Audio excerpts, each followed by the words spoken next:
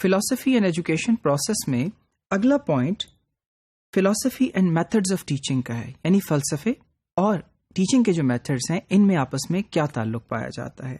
Method means the art of teaching اور the knowledge to which the teacher confirms in the communication of knowledge to the student. اب یہ وہ method ہے جس کے ذریعے سے استاد جو ہے وہ اسٹوڈنٹس کو آراستہ کرتا ہے تعلیم کے ساتھ. اب اس میں بھی فلسفہ کار فرما ہے.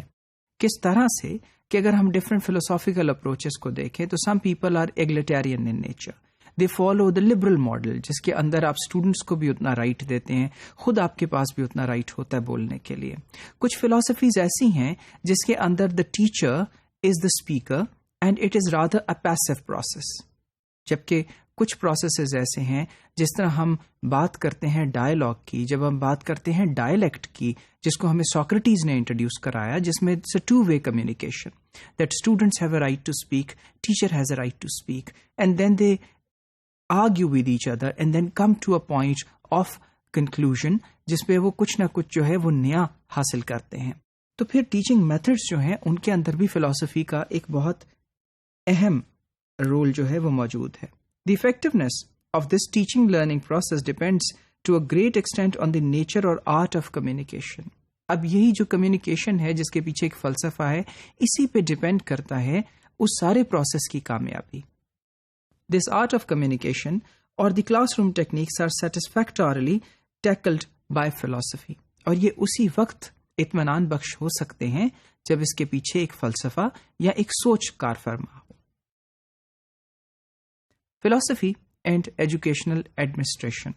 اب تعلیم میں یا علم میں ہم جو پروسیس ہے جسے شروع کرتے ہیں ایڈمنسٹریشن کا، جس کے ذریعے ہم ان سب چیزوں کو ہینڈل کرتے ہیں ایٹ اے لارجر لیول، یہ بھی فلسفے کی مرہون منت ہے. جس طرح کہ دیکھیے ایرسٹوٹل کے فلسفے میں ہم نے یہ دیکھا کہ اسٹیٹ کا ایک بہت اہم رول ہے اور اسٹیٹ کی کچھ ذمہ داریاں ہیں. So then you also need to have a philosophy to go on with it. Educational administration is also not untouched by the philosophical doctrine. یعنی philosophical doctrine یہاں بھی پوری طرح کار فرما ہے. Mental tests and personality tests, which occupy a very prominent place in the field of educational administration, also require a definite philosophy. اور جو tests ہیں پروجیکٹیو ٹیکنیکس، جن میں ہمارے سائیکولوجیکل ٹیسٹس ہیں اور پرسنالٹی کو میجر کرنے کے ٹیسٹس ہیں، ان سب کو بھی ایک بہت امپورٹنٹ حاصل ہے یہ ایڈمنسٹریشن کے اندر، جس میں ہم یہ دیکھتے ہیں کہ ایک ڈیفینیٹ فلسفی ریکوائر ہے ان کو انڈرسٹینڈ کرنے کے لیے، ان کو سمجھنے کے لیے. فلسفی اینڈ ایویلویشن. اب جو ایویلویشن کا عمل ہے یعنی اسیسمنٹ کا عمل ہے، اس میں فلسفہ کس طرح امپورٹنٹ ہے. Evaluation is the continuous process of measuring the educational achievements in the light of educational aims already determined.